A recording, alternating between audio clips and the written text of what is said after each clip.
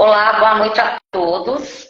Meu nome é Iana Joana, sou idealizadora do projeto Viver Autoestima e hoje a convidada da nossa primeira live sobre a luta antimanicomial é a psicóloga Laisa Passos, que atua em TCC, Terapia Cognitivo-Comportamental.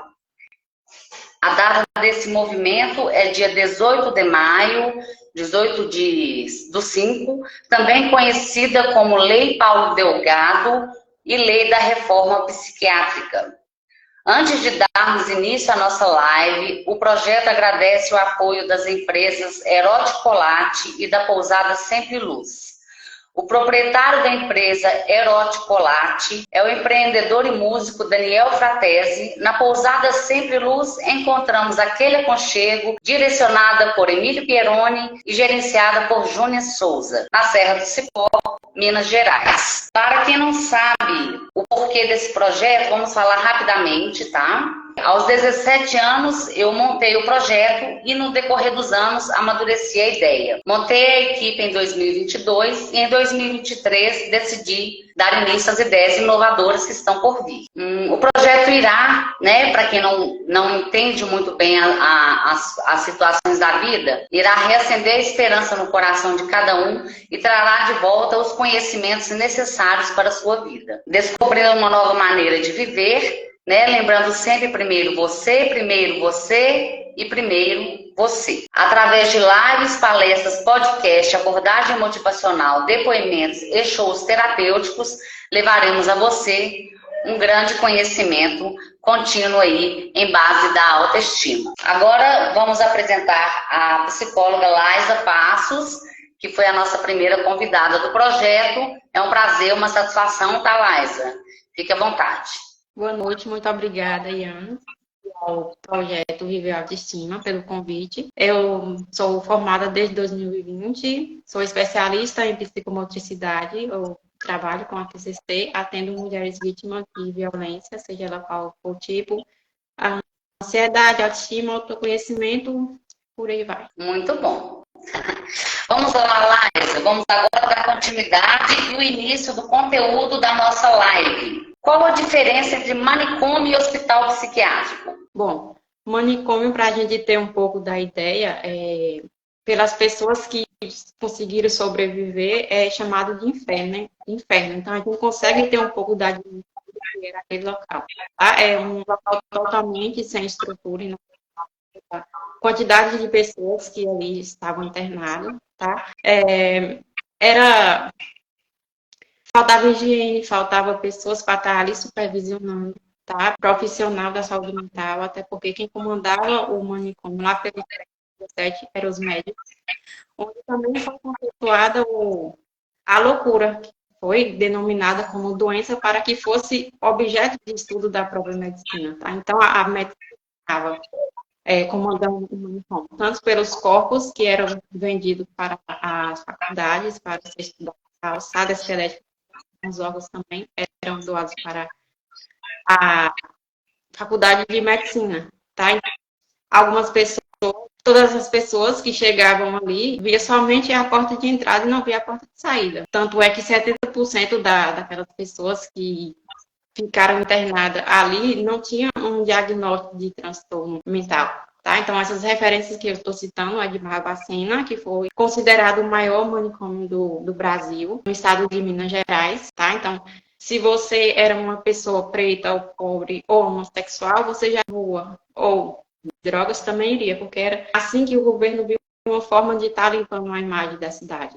Mulheres com filhos, sem maridos, meninas que perdiam a virgindade antes do casamento iria. Essas eram filhas de fazendeiros que naquela época era importante a questão do dote. Tá? Então, deficiente, prostituta que machucava os homens que não queriam pagar pelo serviço. Se você era considerado improdutivo ou anormal perante a sociedade, você com certeza já estaria lá no manicômio. Já o hospital psiquiatra é a evolução do manicômio, tá? Então é um local totalmente mais estruturado, com profissionais capacitados, a exemplo do psiquiatra, né, que está prestando um diagnóstico, todo o contexto ali, o histórico familiar, pessoal e social daquele indivíduo, que é o importante saber a história de vida, para que assim, consiga ter um prognóstico, onde você consiga estar atestando qual tipo de transtorno a pessoa tem, qual a medicação, qual a dosagem, qual o horário. Então, no hospital, a pessoa consegue ter uma visita, ela é chamada pelo nome ou sobrenome, tá? Então, ela não perde essas referências, não perde seu histórico de vida, tanto é que no manicômio as pessoas que chegavam lá pediam seu nome de origem, as suas referências, tá? Então, era chamado de louco, de demente, qualquer nome que não fosse o seu nome, você era chamado. Então, a gente consegue ter aqui uma diferença clara de ambos as partes, certo? Certo. Joana, você que é uma pessoa aí, né, uma cidadã mineira, né, onde foi o estado onde foi palco, né, desse show de horror que foi o Barbacena aí. Você acha que você está apta para estar assim, acolhendo e convivendo com uma pessoa que tem um transtorno social, um transtorno mental, mas que está medicada, está com a ali em dia, tem estabilidade?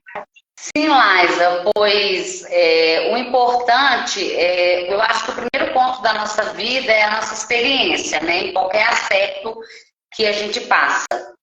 E eu acho que o maior ponto principal é nós termos o lado humano desenvolver o amor ao próximo mesmo de uma forma condizente, né, que cabe a nós a saber dar as mãos às pessoas, né, e entender o lado dessa pessoa.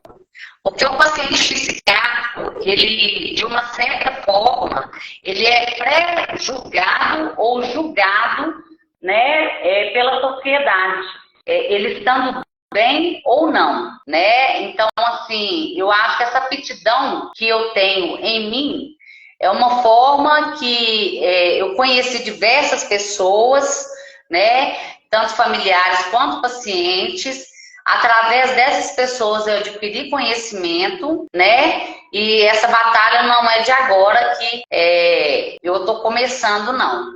Então, eu acredito sim que a aptidão, ela está em qualquer pessoa. Basta você saber posicionar e saber conduzir essa aptidão que você tem. Então, Laisa, você acha que pacientes psiquiátricos simulam crise? Bastante, bastante. A gente precisa ficar atento nessa questão das frases, né, da realidade, tá? Então, uma pessoa que está em surto ali, em crise ali, ela não consegue ter uma dimensão da realidade, tá? Então, ela não consegue ver o tempo, o espaço, o local onde é que ela está, tá? Então, ela não tem como, se você não fizer isso, eu vou fazer isso, fazer aquilo. Não, ela tem poucos picos de lucidez. E nesse pico de lucidez ela não consegue formar frases coerentes, associando a objetos que está naquele local que ela está. Essa questão de surtos, essas coisas, eu lembrei que a gente conversou, né, sobre conter ou não conter uma pessoa em crise, tá? Então, primeiro que a pessoa estiver ali em surto, naquele momento que ela estiver com algum objeto, uma faca, alguma coisa que possa estar se oferindo outra pessoa, tá? Se você tiver a oportunidade, é o correto a fazer, né? Então, por que a polícia é especializada, é treinada para esse tipo de situação que outras pessoas estejam com algum objeto, tá? Mas aí, se for outro caso, em que a pessoa está ali só um surto mesmo, não está se machucando, não está se ferindo, não vai machucar outra pessoa, e tiver mais alguma outra pessoa, tá? É importante que essa contenção seja de pelo menos 5 pessoas, tá? Mas por que 5 pessoas apenas para uma pessoa, tá? Essa pessoa que está em surto, ela tem uma força absurda, tá? Então, para que você não se machuque, não machuque essa outra pessoa, é obrigatório essa quantidade de pessoas, tá? Então, se for em algum caso específico, que a pessoa só está ali em surto, ou conversando, ou gritando alguma coisa, né? Geralmente está ouvindo vozes, está vendo alguma coisa, não está fazendo mal e você não sabe o que fazer, então o correto é não tentar conter, deixar que ali ela sozinha ela vai voltar para a lucidez dela, certo? Certo. Você que tem a CESAM, né, aí de Belo Horizonte, né, e tem algum exemplo aí. Pode contar para a gente um pouquinho do que é, de como funciona? Sim. O CERSAM em Belo Horizonte, CERSAM significa Centro de referência em saúde mental, tá, pessoal? Aqui tem Belo Horizonte, Minas Gerais, os CERSAMs, que são, na verdade, os CAPs. O que são os CAPs? Centro de Apoio Psicossocial. Aqui em BH teve a luta antimanicomial e outros movimentos de trabalhadores da saúde mental, que eles se inspiraram numa certa experiência num estado no Brasil, eu não me recordo se foi em Santos, e nesse momento eles pegaram o modelo, a ideia, e com a vida de Basaglio, que foi um revolucionário, um psiquiatra italiano, né, juntando tudo isso, eles trouxeram a ideia para Belo Horizonte e montaram o CERSAM. Para mim, o CERSAM é uma unidade de um aspecto humano muito singular, tá? São profissionais qualificados que atendem, né, os pacientes. Lembrando que, assim, não é fácil, são técnicos de enfermagem, equipe multiprofissional, são enfermeiros, terapeutas ocupacionais, psicólogos, médicos psiquiatras que conduzem o tratamento no CERSAM, né? Não é um local que a gente fala que é uma beleza estar no CERSAM, ou é uma beleza ir ao CERSAM, né? E nem sempre tem todas as atividades que o CERSAM mesmo denomina ter, como as oficinas de cultura, de arte, de música, nem sempre tem. Mas o CERSAM tem um objetivo principal de substituir os hospitais psiquiátricos. Mas, no meu ver, no meu parecer, não tem que acabar os hospitais psiquiátricos, porque dentro dos hospitais psiquiátricos tem uma forma muito maior para estar lidando com os pacientes em crise. O CERSAM tem duas estadas, que é o HD, Hospital Dia, e o Pernoite, H-Noite. Quem fica de H-Noite são pacientes que estão em crises muito perturbadoras, né, muito complicados, então eles dormem lá, ou familiares que abandonam os pacientes.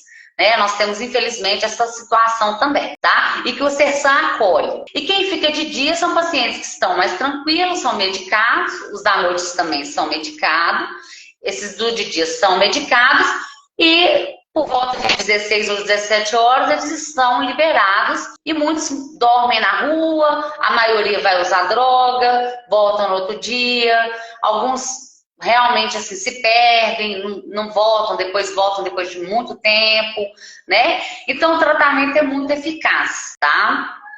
E concordo sim com a contenção, inclusive dentro dos CERSAMs de Belo Horizonte, há muita questão dos pacientes agredirem os funcionários, agredirem uns aos outros, quebrar as coisas, pegar telefone, quebrar computador, né, da recepção. Então, assim, a contenção tem que existir, tá? A contenção tem que existir porque isso não é desumano, isso aí é uma coisa que está sendo falada, que é desumano, mas não é. Isso é para assegurar a vida do paciente e do profissional. Como a Laís explicou, né? Às vezes o paciente tem uma faca na mão, tem um objeto, e nisso ele pode estar autoagredindo ou agredindo uma pessoa, tá? E dentro aí do CERSAMs, é muito importante frisar também, né, que existem os erros, existem em qualquer aspecto na vida, dentro da família, dentro da amizade, no relacionamento amoroso, das empresas, e também o CERSAMs tem os erros dele, que é comum, mais do que normal existir os erros, né? E em 2021, o CRM, Conselho Regional de Medicina, enviou um documento aos médicos para que eles fossem proibidos de atender no CERSAM. Portanto, em menos de 24 horas, acabou com isso, né? Não foi adiante. Ainda bem que não foi adiante, graças à luta do pessoal da saúde mental de Belo Horizonte, de Minas Gerais. Não foi adiante e o CERSAM não foi interditado, né? Porque o objetivo era ser interditado. E o CERSAM continua aí visado, adiante com as ternuras que eles têm com os pacientes, que isso é muito bonito, né? E o importante legal também é que a gerência, a equipe profissional, eles organizam festinhas dos pacientes, né? Eles organizam eventos, arraiá, que agora em junho ou julho, não sei, no Natal, né? Às vezes um profissional ou um ex-paciente vai lá e leva lanche para os pacientes, né? Então isso é muito legal. Também tem isso no CESAM, que é legal ser falado, né? Porque as pessoas discriminam muito o geral da saúde mental, né? E a saúde mental não é uma coisa a ser julgada. Uma pessoa que toma uma medicação não significa que ela é uma pessoa doida, que ela é uma pessoa incapaz ou incapaz de gerenciar a sua vida. Isso aí é um fato, uma coisa normal. É praticamente 90% da população brasileira, até mundial, toma medicação controlada, ou por orientação médica ou sem orientação médica. Então, isso não é um erro. Isso é um tratamento, né? Isso são coisas que, se é necessário, é necessário tomar, então você tome, né? Mas aí, quanto aos CESAMs, o que eu tenho para estar falando no momento é isso. E aí, né, Laisa, o importante agora é lembrar, pessoal, da nossa autoestima e principalmente na autoestima do paciente psiquiátrico. Porque é o seguinte, primeira coisa, questão de rótulo. A gente não tem que rotular a pessoa. Ou se ela foi um usuário de droga, ou se ela foi doida, ou é isso, ou é aquilo. Ela é homossexual, negro, preto, o que for, né? Trans, travesti. Primeiro que a gente não rotula em aspectos do que a pessoa é. A gente não pode fazer isso, a gente não deve fazer isso. Portanto, saber disso.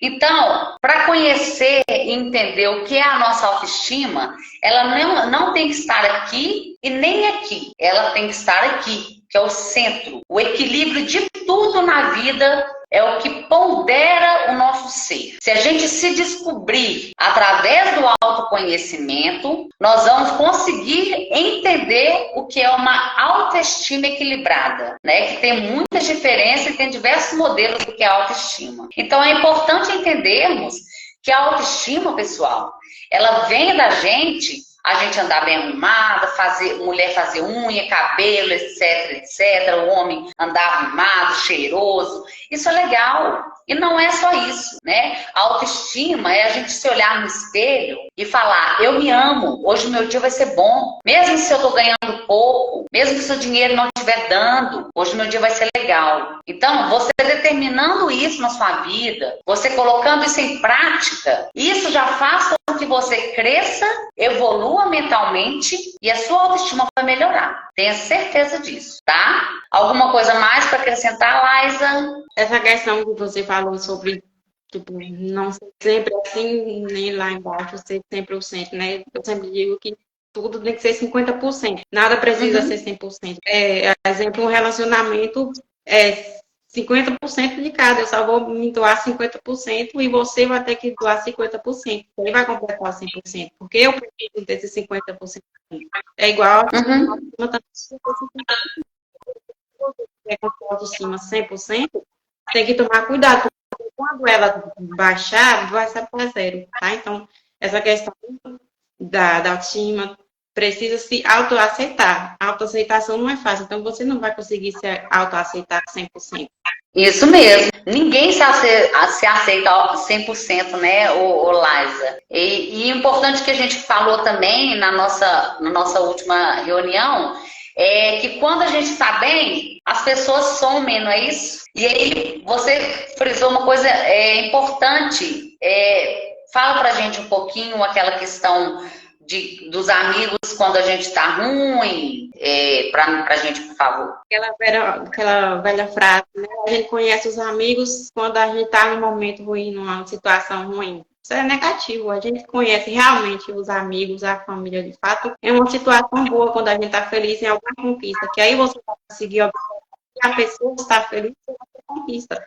Porque se você está num momento ruim, é uma característica do ser humano ser solidário. Então, qualquer pessoa pode estar ali, mesmo que você não conheça, se preocupar, querer saber o que está acontecendo com você, tá? Quando você está feliz, são poucas pessoas que você consegue ver que está feliz. Alguma simula que está feliz com você para ter ali mais acesso à sua conquista, ao que você está conquistando.